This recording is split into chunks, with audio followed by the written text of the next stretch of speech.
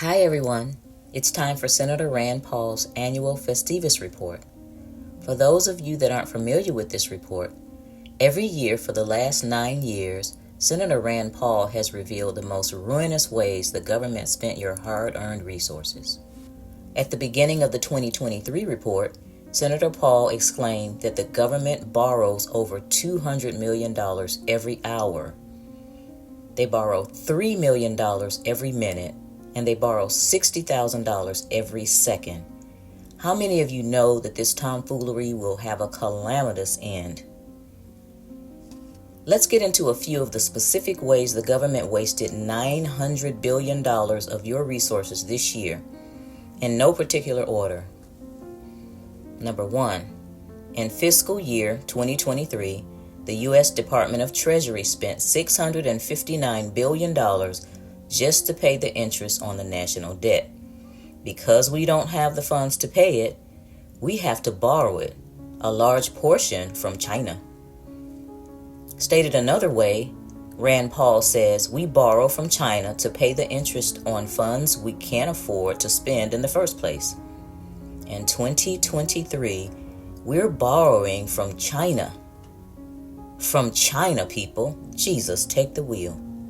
Number 2, the United States Agency for International Development, or USAID for short, approved spending $6 million to boost tourism in Egypt, which it promotes as a value investment in sustainable integrated tourism.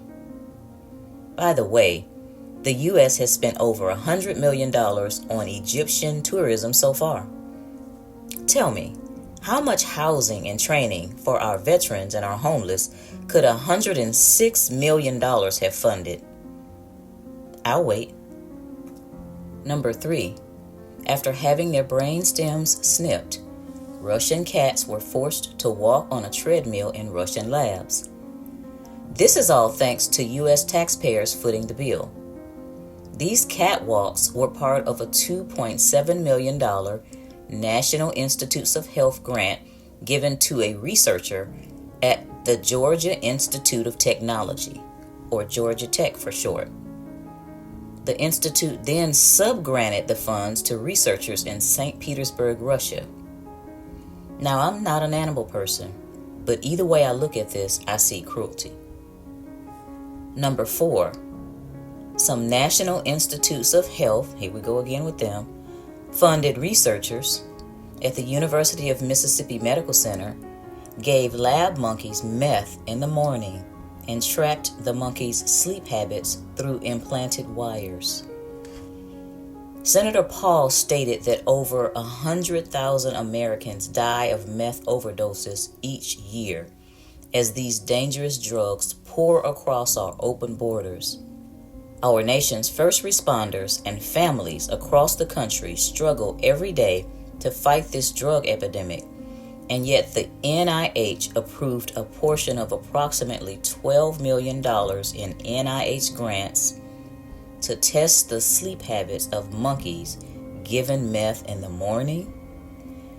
Folks, you can't make this stuff up. Finally, number 5. This year, the government sent out a whopping $236 billion in inaccurate checks, otherwise known as improper payments. Federal law defines the term as payments made by the government to the wrong person, in the wrong amount, or for the wrong reason. As ridiculous as it may seem to us for the government to waste all this money while we have people starving on the streets and others not being able to make ends meet, they don't have any plans on stopping this spending. How do I know this? Because the Congressional Budget Office predicts that the government will add an average of $2 trillion in debt annually for the next decade. The U.S. government will add over $5 billion of debt every single day for the next 10 years. There are many more ways that the government wastes the resources that you could have used to uplift yourself and your family. But now I want to touch on what you can do to avoid some of this theft in the years to come. So what can you do to stop part of your resources from being engulfed in this madness? First and foremost, start a home-based business. I say home-based because if you start something that's brick and mortar, you'll be doubling your rent or mortgage payments, your utilities, and other expenses, which will take away from your profits. I know that I harp on home-based businesses, and I know that it may seem difficult to start one. It may appear that you don't have time, and you've seen others start them and fail. But at this point, with the way things are going economically on a global scale, you really can't afford not to have at least one additional stream of income. If you already have a business, you may want to start something complementary to that one, to add an additional stream of income to help you build hard assets faster. I already talked about the fact that I see things coming in 2024. 2024 is an election year. And if you look at cycles, there are a lot of things that have happened over the decades, before and after the election. I don't want you all to get caught up in this foolishness that they have planned. If you pay any attention to other than CNN and those other lamestream media, you'll know that something's going on. Something's going on with the banks and other parts of our economic system. We have all these wars, we have all these rumors of wars, and a lot of people, literally 17,000 people flooding over the border on a daily basis. And today I heard that California is going to start giving those people that have come over health care benefits. I feel sorry for the people in California. Sorry, y'all. Anyway, what happens in California usually floats on across the country. So I hope that you all are paying attention to what's going on, really going on. Find some news outlets that aren't the regular news outlets. Go to YouTube and key in what's going on in our economy or what's going on with the illegals flooding across the border. Look at those kinds of things and see, and then compare. Some of the stories that I read aren't true, or they're half-truths. But do your research, and then you got to figure out what you're going to do for yourself and your family. You can't just sit here and do nothing. 2024 is going to be, and I'm not going to say it, but it's going to be a show, and you all know what I'm talking about. I have people that come and tell me things, I guess because I used to work for the government or because they know that I stood up for everybody, but I'm not playing around this year, y'all. I've got my plans all in action.